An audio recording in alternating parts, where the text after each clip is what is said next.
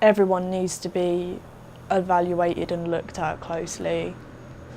You know, people are suffering from different things, and if everyone's getting the same treatment for all different types of, you know, trauma, disorders, mental illnesses, it's not going to work.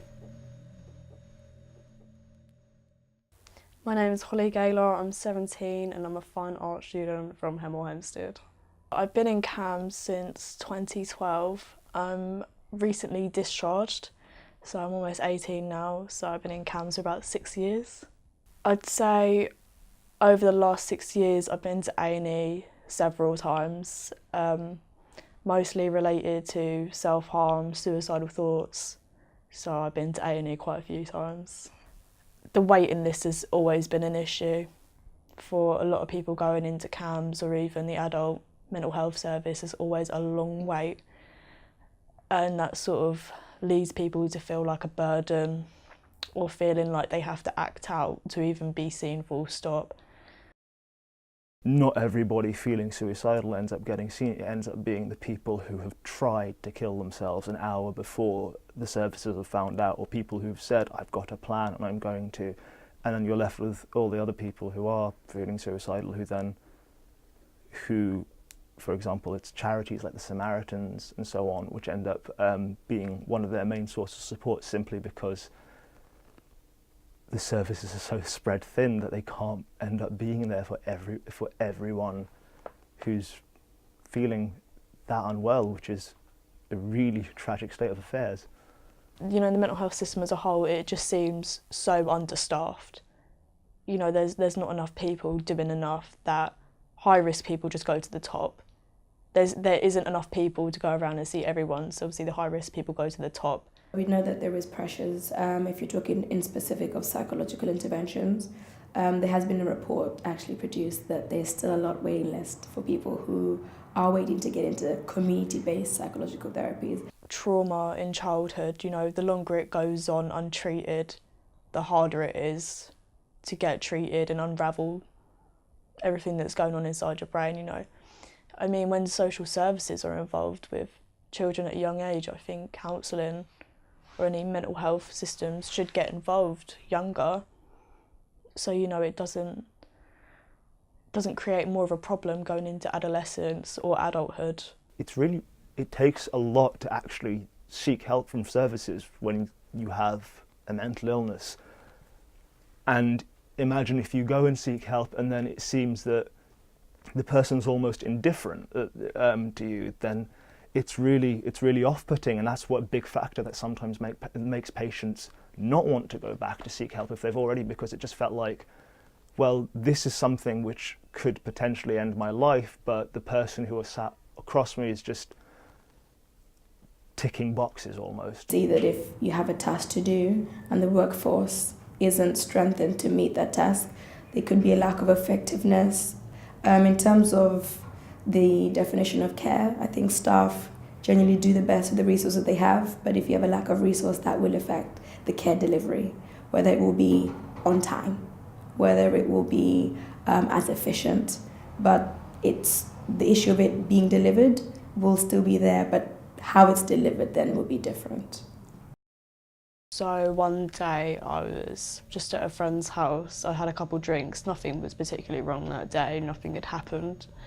I just remember saying, you know, I feel a bit shit. I'm just going to go home and try and relax, whatever. You know, I didn't feel so bad that I was going to go home and do anything. I just felt a bit low and wanted to be by myself.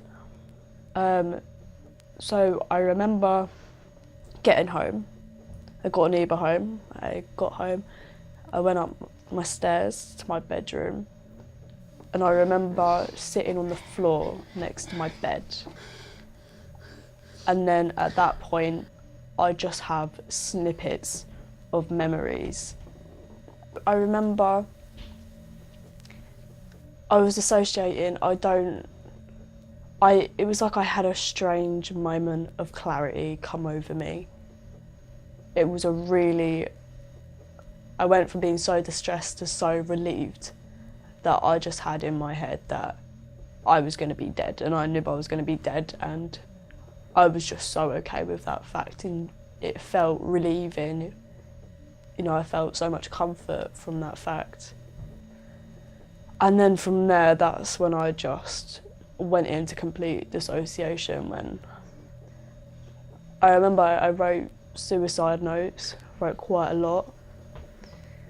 And then self-harming, I have no recollection of. I have nothing, but I just woke up after I was woken up by ambulance people. I had blood everywhere. I had it on my face, my neck, my arms, my legs.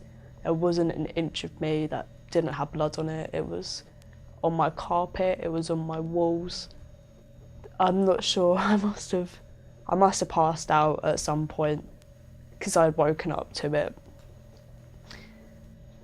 It's just a whole, from sitting down and writing till being woken up by ambulances, no recollection in between, literally nothing.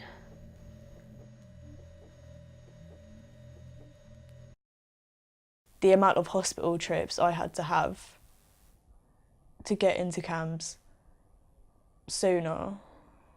I'm quite fortunate I got regular appointments and stuff, but it shouldn't have had to have taken for me to hurt myself so much to get to that point. You can't hide an issue that you don't truly have. And in systems, we have what we call triage. So before you're admitted into hospital, you'll have to go be seen by a crisis team. If it's not crisis team, A&E. If not A&E, it might be a local organization. After that, then you come into an assessment ward. Before that, then you go into a treatment ward. There's so many stages of different people assessing before you go into an institution. You've got a problem, but it's not too bad, so we can send you to a charity, or we need to put you in a hospital right now. You need help right now. And if you're in between, it's sort of like, your GP can see you. We'll put through a referral to see a psychiatrist. You might get that in a few months. There is a shortage of nurses, doctors, practitioners in what we call primary care, such as A&Es, and that's been in the media quite a lot. So staff retention is genuinely an issue. You feel this on the staff front as well. And also the turnover for staff is high. Now things are rough with services. I think I have at least the faintest glimmer of hope that things will get better, regardless of whether we get more money or the same money, just as long as, because it's the people more than anything else. I don't know, I feel like the whole system, it needs more people involved. It needs to get better. Mental health is only getting worse. The mental health system would always be there as a sort of comfort to me that, you know, if anything were to happen, I'd have that there, but for it to actually be helpful in my recovery, that was just not a thought anymore. I just needed to help myself, really. I didn't rely on the system at all anymore.